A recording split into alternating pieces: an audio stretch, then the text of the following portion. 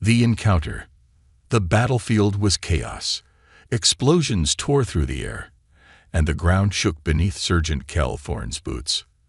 The sharp smell of burning metal and the cries of wounded soldiers filled the barren plains of Vorel Prime. Kel's squad was deep behind enemy lines, their mission simple but dangerous: infiltrate a Drawl outpost and secure vital intelligence.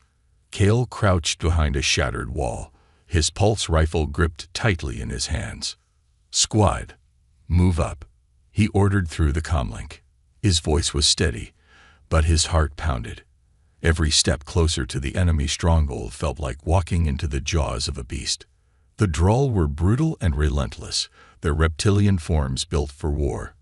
But humans had proven time and time again that they could fight harder, smarter, and with more determination. Kel's squad was no exception. They reached the outpost, a crumbling structure half buried in the dusty terrain. The squad spread out, scanning for hostiles. The place seemed abandoned, but Kel's instincts told him otherwise. "Clear the rooms. Watch for traps," Kel instructed. The team moved with precision, covering each other as they swept through the outpost. Kel entered what looked like a command center. The consoles were destroyed, their screens shattered, but a faint hum of energy caught his attention. He followed the sound down a narrow corridor, his boots crunching on debris. At the end of the corridor, Kel found a heavy metal door. It was half open, and beyond it was a dimly lit room. The hum grew louder. Kel signaled for his squad to hold position and stepped inside. The room was small and cold, with walls lined with strange alien symbols. In the center was a single cell. Inside, curled up against the far wall, was a girl. Kel froze. She wasn't Drawl. Her skin was pale, almost luminous, and her hair was a shimmering silver that seemed to catch the faint light in the room. But it was her eyes that stopped him. They were silver too, glowing faintly, and they stared at him with a mixture of fear and defiance. "Sergeant, what is it?" came a voice over the comlink. Kel didn't answer immediately. He approached the cell cautiously, lowering his rifle but keeping it ready. The girl didn't move, but her eyes followed him. She was thin, her clothes torn and stained, and she clutched something tightly in her hands. Kel stopped a few feet from the cell. "Who are you?" he asked. The girl didn't respond. Her grip on the object in her hands tightened. It looked like a small oval artifact, covered in glowing lines that pulsed faintly. Kel glanced back toward the door, where two of his squad members now stood, their weapons drawn. "Sergeant, is that a prisoner?" one of them asked. "She doesn't look like a Drow prisoner," Kel said, his voice low. He turned back to the girl. "We're not here to hurt you. What's your name?" The girl finally spoke, her voice soft but clear. "They called me a weapon," she said, "but I don't belong to them." Before Kel could ask what she meant, the artifact in her hands began to hum louder. The pulsing lines grew brighter, casting strange shadows on the walls. "Sergeant, we need to leave now," one of his men said urgently. Kel knew they couldn't stay long. The Drawl would return soon, and they couldn't afford to be caught. But something about the girl tugged at him. She didn't belong here, and whatever that artifact was, it was important, too important to leave behind. "We're taking her with us," Kel said, making his decision. His squad exchanged uneasy glances.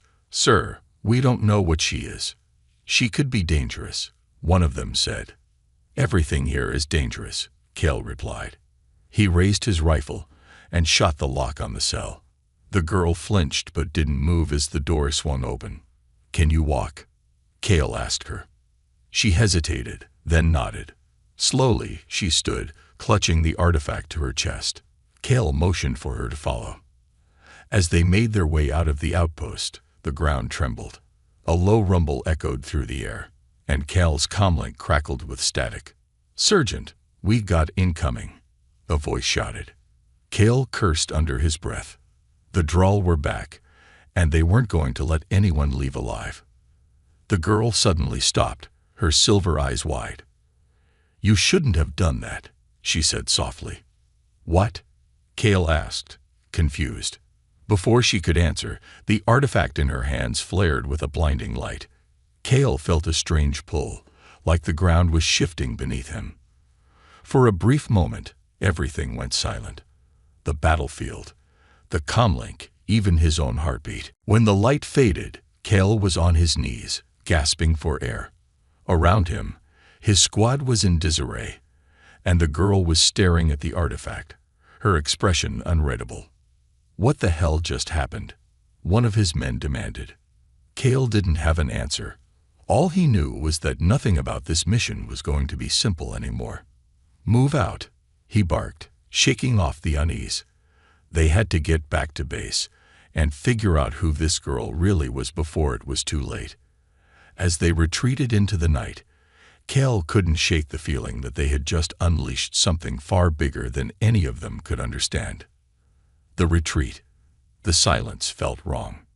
Sergeant Cale Thorne's squad moved carefully through the jagged remains of the Drawl outpost, but the usual sounds of war, distant gunfire, explosions and screams, had faded into an eerie quiet. Even the wind had stilled.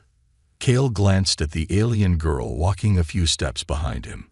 Her bare feet barely made a sound against the cracked stone, and she clutched the strange artifact to her chest, like it was part of her. His second in command, Corporal Haynes, leaned in close as they navigated the ruins. "Sir, this is weird. Feels like we're walking through a ghost town. Where'd all the Drawl go?" Cale's grip tightened on his rifle. "I don't know, but stay sharp. Just because we can't see them doesn't mean they're not watching." Haynes frowned but said nothing more.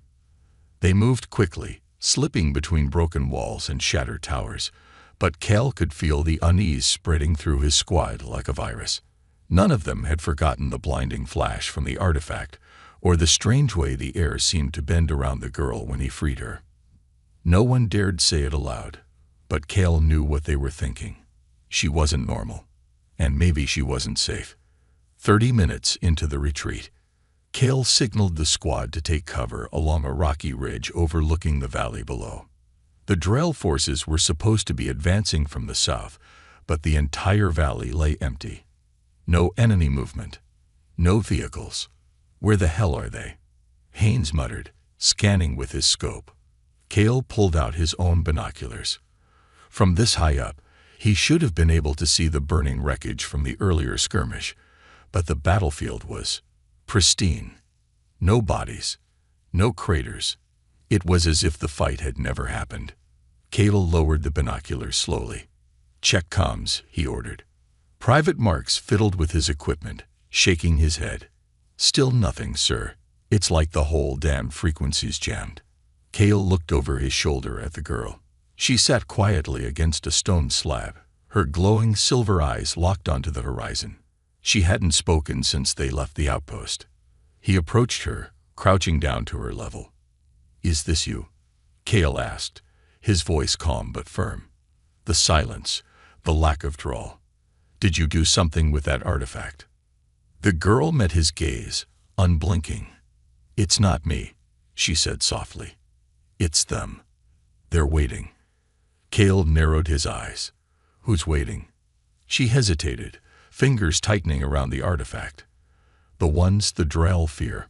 Before Cale could press further, Haynes whistled sharply. "We've got movement." The squad immediately took defensive positions. Cale's heart raced as he raised his weapon. Shadows flickered along the far ridge, but instead of Drawl warriors, dark humanoid figures emerged, gliding silently across the landscape. They weren't Drawl. Cale's stomach knotted. He didn't recognize these creatures, but the way the girl watched them, calm, almost expectant, made him uneasy. "They won't hurt me," she said, "but they might hurt you." "Good to know," Cale muttered, keeping his rifle aimed. "Squad, stay low. Don't engage unless necessary." The figures didn't approach further. They stopped at the valley's edge, standing motionless like sentinels. Cale didn't like it. The Drawl were brutal, but predictable. This This felt like something ancient. "Let's move," Kale ordered, ushering his squad down the ridge. Nightfall. The squad settled into an abandoned drill bunker for the night. They took turns keeping watch, but even in the silence, Kale couldn't sleep. The girl sat by a rusted console, tracing her fingers over the broken controls. The artifact pulsed faintly in her lap, casting shadows that flickered strangely across the walls. Kale approached her, lowering his voice. "Who are you really?" She paused, as if considering whether to answer. "I told you. I was their prisoner." "I don't buy that," Kale replied. "The Drawl don't treat their prisoners this way. They fear you." The girl's silver eyes locked onto his. "They fear what I can become." Kale exhaled slowly. "And what is that?" Her gaze dropped to the artifact. "A key, or a weapon. It depends on who holds me."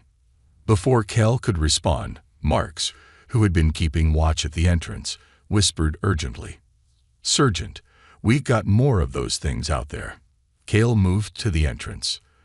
In the moonlight, the dark figures were gathering again, this time closer. "They're getting bold," Haynes said grimly. "No," the girl corrected softly. "They're getting curious." Kale stared at the gathering figures. Curious about what? The girl looked directly at him. "You." Kale felt a chill run down his spine. He glanced at the squad, seasoned soldiers who had fought the worst the galaxy had to offer, and saw that same cold dread reflected in their eyes. Whatever was happening, it was far from over. "Pack up," Kale ordered. "We're leaving at first light." But even as the squad prepared, Kale knew deep down, those things wouldn't let them leave so easily. Questions in the dark. The fire crackled softly in the center of the old bunker, but its light barely touched the corners of the room. Shadows stretched long and thin across the cold walls, making the place feel like a tomb. Cal Thorne sat with his back to the door, his rifle across his lap. His squad huddled nearby, speaking in low voices, though none of them said what was really on their minds. The girl sat apart from them, her silver eyes reflecting the flames as she cradled the strange artifact. It hadn't stopped glowing since they left the outpost. Cal's eyes never left her. "You don't sleep," he said finally. The girl looked up, her expression unreadable. "Neither do you." Kale didn't respond. She wasn't wrong. Every time he closed his eyes, he saw the flickering figures from the ridge, silent watchers that didn't belong to this war. And somehow, he knew she was connected to them. "I need answers," Kale said, keeping his voice even. "That thing you're holding." The Drawl wanted it, but they didn't dare touch it. "Why?" The girl's fingers brushed over the artifact's surface, tracing the glowing lines as if she were reading a book only she could understand. "It's not meant for them," she said softly. Kale leaned forward slightly. "And it is meant for you." Her gaze met his. "I don't know, but it woke up when you came." Cal's jaw tightened. "Woke up?" She nodded, shifting uncomfortably. "The Drawl found me on a dead world. I don't remember how long I was there, but they were afraid to kill me. They thought keeping me close might keep the artifact silent." Kale glanced at the device in her hands. It hummed faintly, the sound just soft enough to feel more like breathing than machinery. "And now?" Kale asked. The girl hesitated, her eyes flickering to the shadows along the far side of the bunker. "Now it's listening." Kale followed her gaze, but there was nothing there, just the empty darkness. His comlink crackled. It wasn't connected to any channel, but the static felt deliberate, like someone, or something, was trying to speak without words. Haynes shifted uncomfortably across the room. "I don't like this, Sarge. We need to ditch that thing and get out of here." Kale didn't blame him. The air felt heavier, and even the fire's warmth couldn't chase away the cold crawling up his spine. But leaving the artifact wasn't an option. "I'm not leaving without answers," Kale said, louder this time. His squad fell silent. He turned back to the girl. "You told me the Drawl called you a weapon. What did they mean by that?" The girl's grip on the artifact tightened. Because I'm the only one who can open the gate. Cal's blood ran cold. What gate? The one that keeps them out, she whispered. Cal's mind raced. The figures we saw earlier, are they trying to get through? The girl nodded slowly. They've been waiting for a long time. But the droll didn't understand. They thought they could use the gate to win the war. Cal glanced at Haynes, who shifted nervously. This was no longer about the Drell or some routine skirmish. This was something far older. Cal exhaled sharply, rubbing his eyes. So let me guess. Now that the artifact is awake, they know exactly where we are. Yes, she said quietly. Cal cursed under his breath. Before he could say more, the bunker lights flickered. Everyone froze. Marks, check the perimeter, Cal ordered. Marks nodded, moving carefully to the entrance. The girl watched him go, her expression calm but distant, like she already knew what he'd find. Moments later, Mark's voice echoed through the comlink. Sarge, you need to see this. Cal rose, motioning for Haynes to stay behind with the girl. He stepped out into the cold night air, rifle at the ready. Marks pointed toward the ridge. Cal's heart sank. The figures were back. Dozens of them now, standing still just at the edge of the firelight. Their forms shimmered like smoke, but their eyes, cold and glowing, locked directly onto Cal. They're not attacking, Marks whispered. Cal nodded grimly. Because they don't need to. Not yet. The girl's voice drifted from behind them. They're waiting for the gate to open, she said softly, standing just outside the bunker. Cal turned to her, stepping closer. Then tell me how we stop it. The girl looked at him for a long moment, and for the first time, he saw something close to fear in her eyes. We can't, she said. It's already opening. Cal's pulse quickened, and he stared out at the distant figures, knowing that whatever came next, they weren't ready for it. The chase begins. The fire had burned out by the time Sergeant Cal Thorne realized the girl was gone. The first thing he noticed was the silence. Not the calm, peaceful kind, the heavy, oppressive kind that sat in his chest like a weight. His squad was still sleeping, weapons within reach, but Cal's instincts screamed at him. He rose to his feet, scanning the dark interior of the bunker. The empty spot where the girl had been sitting felt wrong, as if the shadows themselves had swallowed her. Cal's rifle was in his hands before he even thought about it. Haynes, wake up, he said quietly, nudging his second in command. Haynes blinked blearily. What's going on? She's gone. Haynes sat up immediately, grabbing his weapon. Damn it. I knew this was a bad idea. Cal ignored him, already moving toward the entrance. The cold night air hit him like a wall as he stepped outside. The stars above Vorel Prime flickered dimly, and the crumbling ruins stretched endlessly beneath them. No footprints, no signs of a struggle. Cal's gaze shifted to the ridge where the figures had stood the night before. It was empty now. She's not far, Cal said, more to himself than to Haynes. You sure about that? Haynes grumbled as he caught up. Cal didn't answer. His gut told him the girl hadn't run. Not from them. She was chasing something. Something she wasn't ready to face. Or maybe something was chasing her. An hour later, Cal moved quietly through the ruins, Haynes trailing a few steps behind him. The faint hum of the artifact still echoed in his ears, even though the girl had taken it with her. She's leaving a trail, Haynes muttered, pointing to faint scorch marks along the stones. It's like the ground reacts to that thing she's carrying. Cal crouched beside the marks. They pulsed faintly with residual energy, still warm to the touch. Whatever the artifact was, it left traces in its wake. She's not even trying to hide, Cal said. Or she doesn't care if we follow, Haynes replied grimly. Cal rose, eyes narrowing toward the far end of the ruins. A faint flicker of light danced between the broken pillars. The girl's silhouette stood against the glow. She was waiting. Cal and Haynes approached cautiously, weapons lowered but ready. You didn't have to follow me, the girl said without turning around. Kale stepped closer. You didn't have to leave. She finally faced him, her silver eyes catching the faint starlight. The artifact hummed faintly in her hands. I had to see if they were still here. Kale's brow furrowed. Who? The Forgotten, she whispered. Haynes exhaled sharply. You keep saying things like that, but it doesn't mean much to us, kid. Who are the Forgotten? The girl hesitated, as if searching for the right words. They're the ones who lost this war long before you started fighting it. Cal's eyes narrowed. You're saying they're ancient Droll? She shook her head. No, they were something else.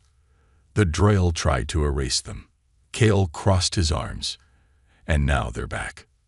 They never left, the girl said softly. Kale opened his mouth to press further, but the air shifted suddenly. The cold grew sharper, and the shadows at the edges of the ruins thickened unnaturally. They found us, the girl said quietly. Cal's grip tightened on his rifle. Haynes, get the squad moving. Now. Haynes was already on his comlink, but static hissed back at him. He shook his head. Comms are dead again. Cal cursed. The shadows around the ruins began to ripple, and the flickering figures appeared once more. This time, they weren't standing still. They were moving toward them. Cal stepped in front of the girl, rifle raised. Stay behind me. I told you, she said softly. They're not here for me. Cal didn't lower his weapon. The figures drew closer, their forms shifting like smoke. Cal fired a warning shot into the air, but the bullet passed through the nearest figure as if it weren't there. Bullets won't stop them, the girl said. Great, Haynes muttered. That's exactly what I wanted to hear. Cal clenched his jaw. Then what will? The girl glanced at the artifact. The gate isn't fully open yet, but it's close. If we leave now, we might be able to stop it before. A low, resonating hum interrupted her, coming from deep beneath the ground. Cal's eyes widened. Before what? Before she could answer, the ruins trembled violently. The artifact in her hands flared, casting a blinding light across the landscape. When the light faded, the figures were gone. But Cal knew they hadn't disappeared. They were just waiting for the right moment to return. The awakening. The Droll didn't kneel for anyone. Cal Thorne had fought them long enough to know that. They were brutal, unrelenting warriors, forged in the fires of conquest. Their warlords crushed entire colonies without hesitation. Yet now, as Cal and his squad stood at the edge of a cracked stone plateau, they watched in disbelief as an entire battalion of Droll warriors slowly bent the knee. Not to Cal, to the girl. She stood at the heart of the formation, silver eyes glowing faintly beneath the pale light of the twin moons. The artifact hummed in her hands, casting thin veins of light across the ground. Cal's rifle hung loosely at his side. His squad shifted uneasily behind him, unsure if they should lower their weapons or raise them higher. Haynes broke the silence, his voice barely above a whisper. Sarge, what the hell is this? Cal didn't answer. His focus stayed on the Droll warlord at the front of the formation. The warlord's armor was heavier than that of his soldiers, lined with jagged edges and scars from countless battles. His yellow eyes flicked to Cal only once before fixing on the girl. When he finally spoke, his voice was deep and rough, like stone grinding against metal. We searched the stars for you, the warlord said, speaking in broken English. His gaze never left the girl. And now you return. The blood of the Forgotten still runs through your veins. The girl's expression remained calm, but Cal noticed how tightly she gripped the artifact. I didn't ask to return, she replied softly. The warlord rose slowly from his kneeling position. That is not for you to decide. Cal stepped forward. She's not going anywhere with you. The warlord's gaze snapped toward Cal, and for a moment, the two locked eyes. You misunderstand, human, the warlord said, his voice colder now. This is not your war. Step aside. Cal's heart pounded, but he stood his ground. If it wasn't my war before, it sure as hell is now. The warlord's soldiers stirred, but the warlord raised his hand, silencing them. Cal felt Haynes tense beside him. "Sarge, I'm pretty sure we're outnumbered." "We've been outnumbered before," Cal muttered. The warlord studied Cal for a long moment, then turned his attention back to the girl. "You know what lies beyond the gate," the warlord said. "The Drawl cannot stop it alone. But with you, we can hold them back." The girl's eyes flickered with something Cal couldn't place. Fear, perhaps, or maybe recognition. "I'm not a weapon," she said quietly. The warlord took a step closer. "You are the only weapon left." Cal moved instinctively, placing himself between the warlord and the girl. His squad mirrored his stance, raising their rifles. "I don't think she wants your offer," Cal said firmly. For a moment, the warlord said nothing. Then, slowly, a low growl rumbled in his throat, a sound somewhere between amusement and warning. "You think you can protect her?" the warlord asked. "You cannot protect what you do not understand." Cal tightened his grip on his weapon. "Maybe not, but I'm willing to try." The warlord's gaze hardened, and Cal knew the tension was seconds from breaking. But before anyone could move, the artifact flared in the girl's hands, and the entire plateau trembled beneath their feet. A crack of energy split the sky overhead, and for a brief moment, the figures Cal had seen before, the dark shapes that had been following them, flashed along the horizon. The Drawl soldiers shifted uneasily, and even the warlord's confidence wavered for half a breath. The girl lowered the artifact, her voice soft but resolute. "They're already coming," she said. "It doesn't matter what any of us want." Cal's pulse quickened. The energy in the air was impossible to ignore now. The warlord's gaze lingered on the girl for a long moment before he finally took a step back. "If you will not come willingly," the warlord said, "then you will face what comes alone." Cal exhaled slowly as the warlord signaled his battalion. The Drell soldiers rose in unison, backing away from the plateau. Haynes watched them retreat, shaking his head. "I can't believe they're just walking away." "They're not walking away," Cal said quietly, eyes fixed on the girl. "They're waiting for us to fail." The girl met Cal's gaze, and for the first time since he found her, she looked afraid. "They won't have to wait long," she said softly. Cal stepped closer, lowering his voice so the others wouldn't hear. "Whatever's coming, we'll face it together." The girl's silver eyes flickered with faint light, and Cal saw something strange reflected in them, something that felt like hope. But as the wind shifted across the plateau, Cal couldn't shake the feeling that the worst was still ahead of them. Warpath. The sky split open with fire. Cal Thorne sprinted through the ruins, his squad close behind. The girl ran beside him, silver eyes glowing as the artifact pulsed in her hands. Behind them, the Drawl warlord's battalion clashed with the dark figures emerging from the fractured air. The gate was opening.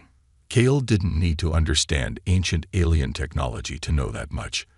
The rumble beneath his feet and the distorted sky told him all he needed to know. "We can't outrun this," Haynes shouted, firing a burst of plasma rounds over his shoulder. The bullets passed through the shadowy figures like smoke, but they slowed their advance, if only briefly. "We're not trying to outrun it," Cal replied, ducking behind a half-collapsed wall. "We're trying to buy time." Haynes crouched beside him, panting. "For what?" Cal glanced at the girl. She stood calmly in the open, the artifact in her hands burning brighter by the second. "For her," Cal said simply. Haynes swore under his breath, but didn't argue. The girl lifted the artifact, her gaze fixed on the sky, as the flickering rift expanded overhead. "They're coming faster now," she said, her voice barely louder than a whisper. Cal adjusted his grip on his rifle. "Then slow them down." The girl lowered the artifact slowly, but there was hesitation in her movements. Cal stepped closer. "You've done this before," he said carefully. "Haven't you?" She didn't answer immediately. Her fingers traced the glowing lines of the artifact, as if drawing strength from it. "I tried once," she admitted softly. "A long time ago. But I wasn't strong enough." Cal's eyes narrowed. "And now?" The girl met his gaze. "I don't know if I can control it. If I lose focus, it won't stop with them." Cal's pulse quickened. "Then don't lose focus," he said firmly. Her grip on the artifact tightened, and Cal saw the faintest flicker of fear behind her calm expression. But she nodded. The ground trembled violently as another surge of figures poured from the rift. The Drell forces fought savagely, but Cal could see it wasn't enough. The enemy wasn't just fighting to win. They were fighting to consume. Cal turned to his squad. "We hold this line. No one gets past us." Marks tightened the strap on his rifle.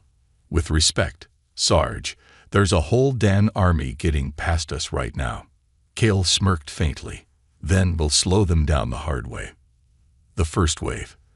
The first figure materialized directly in front of Cal, its shape twisting and reforming like smoke caught in a strong wind.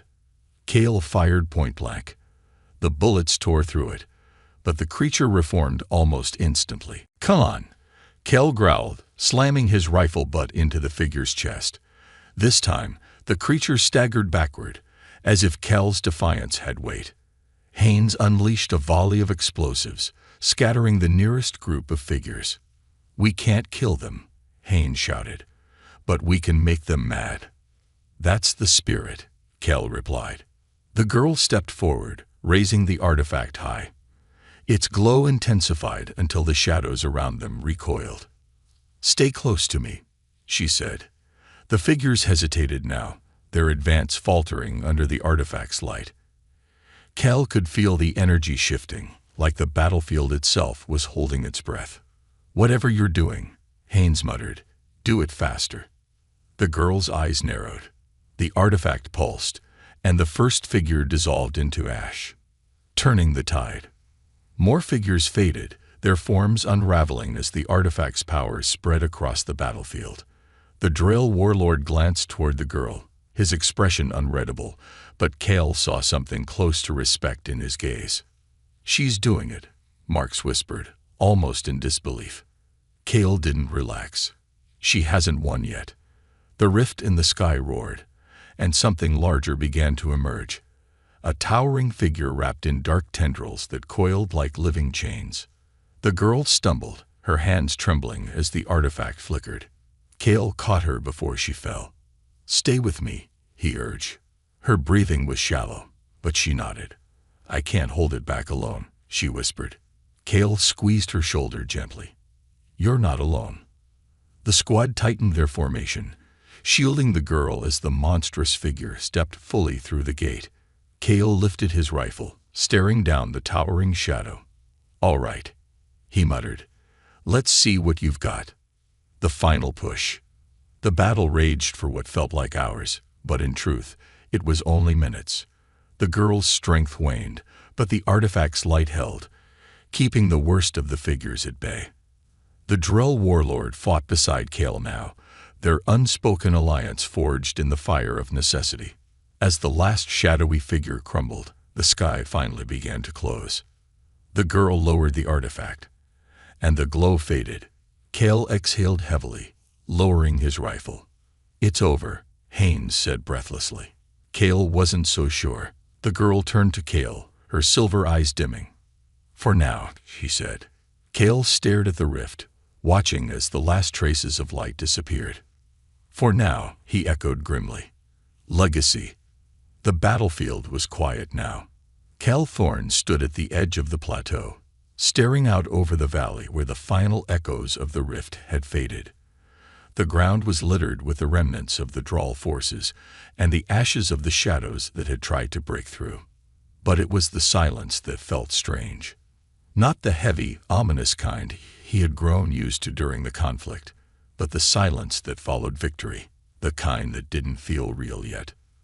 The girl stood beside him, the artifact no longer glowing but cool and lifeless in her hands. Her silver eyes reflected the faint light of the rising sun, though her expression was distant, as if she were listening for something Kel couldn't hear. "They won't stop," she said softly, breaking the stillness. Cale glanced at her. "I didn't think they would." The droll warlord approached slowly, his heavy footsteps crunching over broken stone.